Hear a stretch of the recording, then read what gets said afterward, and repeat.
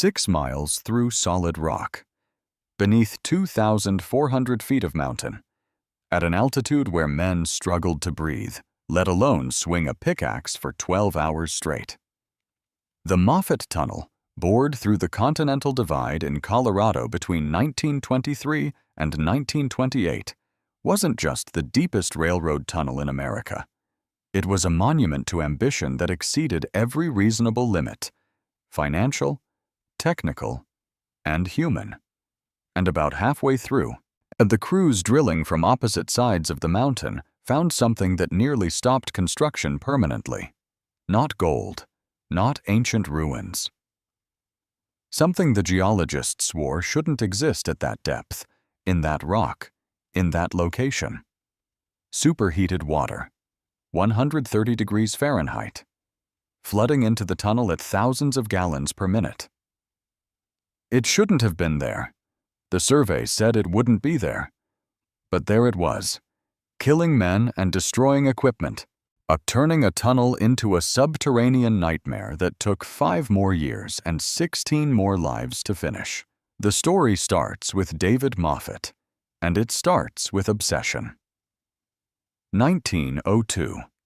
Moffat was 63 years old, president of the Denver, Northwestern, and Pacific Railway, and consumed by a single idea: a direct route from Denver to Salt Lake City.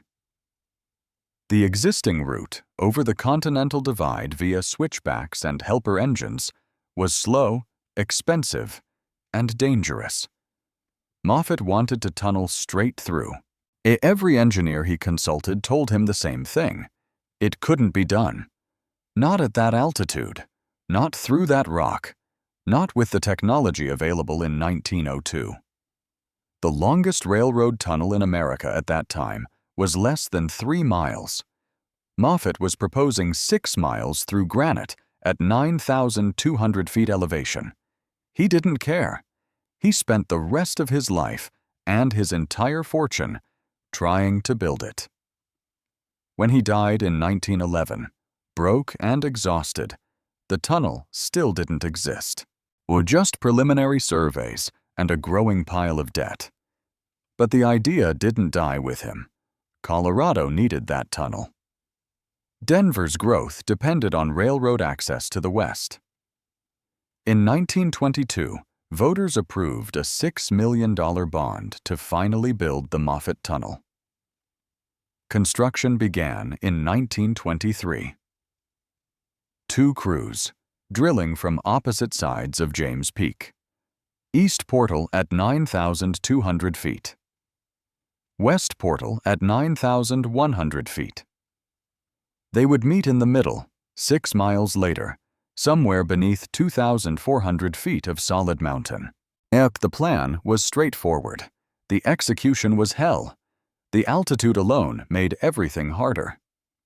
Men working at 9,000 feet tire faster, think slower, recover more slowly from injury. Air drills operate with less efficiency. Dynamite behaves unpredictably. Every task that would be routine at sea level then came a challenge at altitude. The rock was harder than anticipated. Precambrian granite, some of the oldest and toughest stone on the continent. Drill bits dulled quickly.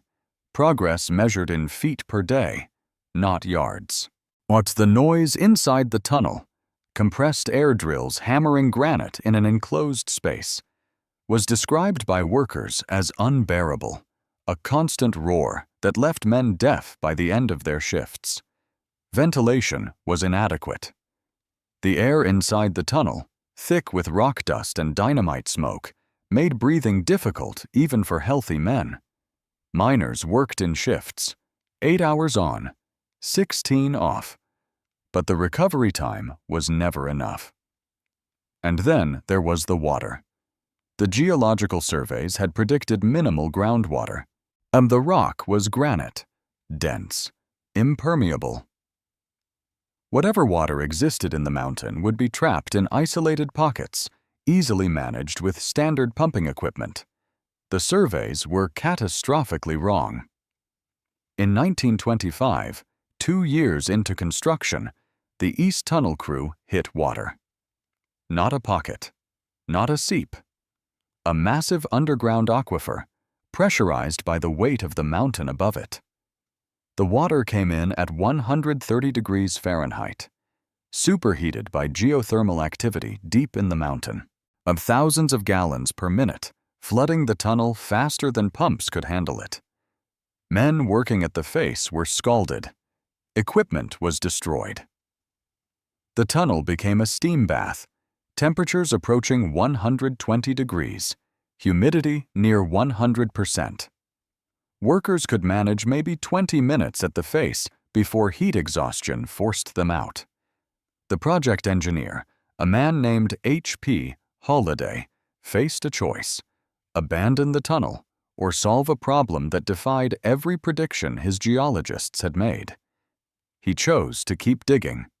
But the methods had to change. First, the pumping capacity was tripled.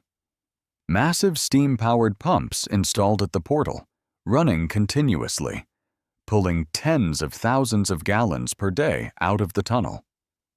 The water was so hot it had to be cooled before disposal to avoid scalding anything downstream. Second, the ventilation system was overhauled. Giant fans forced fresh air into the tunnel, creating enough circulation to drop temperatures at the face to something survivable, barely. A third, the work shifts were cut. No man worked more than 4 hours at the face. The heat and humidity made longer shifts impossible. Even with these changes, men died. Heat stroke, steam, burns, equipment failures. A dynamite blast in those conditions could create a pressure wave that traveled through superheated steam, cooking anyone too close. The official death toll for the Moffat Tunnel is 28 men. Unofficial estimates run higher, closer to 40, accounting for men who died weeks later from injuries or respiratory damage sustained in the tunnel. The water problem delayed construction by 3 years. It also ballooned costs far beyond the original $6 million budget. By the time the tunnel was completed in 1928, the total expenditure approached $18 million, equivalent to about $300 million today. But the deeper mystery was the water itself. Where was it coming from? Geothermal activity exists throughout the Rockies, but usually much deeper than 2,400 feet. The surveys had checked for hot springs, thermal vents, anything that would indicate geothermal heating. They'd found nothing. The current theory, developed years after the tunnel was finished, is that the drill crews intersected a deep fault line. Water from higher elevations, percolating down through fractures in the granite, was being heated by geothermal activity far below and forced upward under pressure.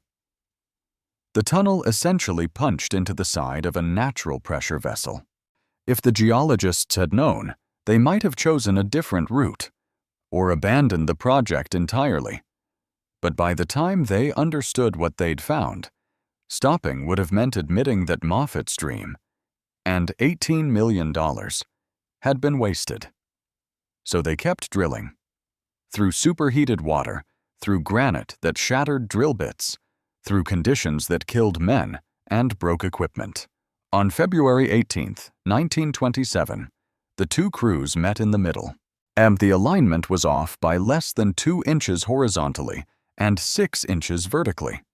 An extraordinary achievement given they'd been drilling blind through 6 miles of solid rock. The water was still there. The pumps ran continuously. But the tunnel was through. The Moffat Tunnel opened to rail traffic on February 26, 1928. Trains could now cross the Continental Divide in 12 minutes instead of 3 hours. The route shaved 176 miles off the Denver to Salt Lake City run. Coal from Colorado's western slope could reach Denver without the expensive climb over Rollins Pass.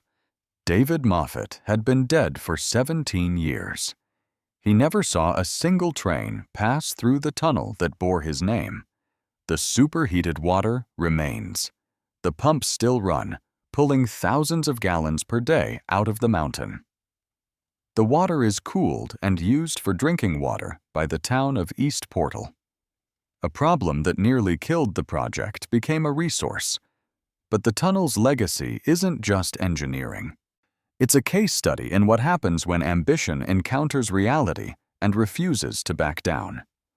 Moffat died chasing an impossible dream. The crews who built it worked in conditions that would be illegal today. 28 men, maybe 40, died to bore 6 miles through rock.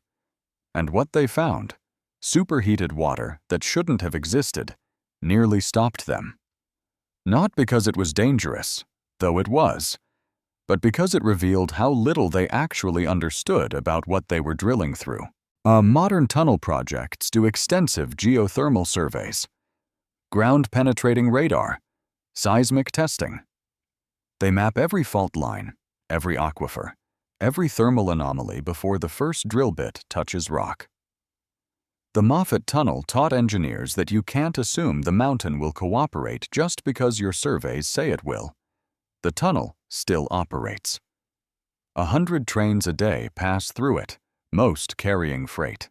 So passengers on Amtrak's California Zephyr cross the Continental Divide through the Moffat Tunnel without knowing the full story of what it took to build.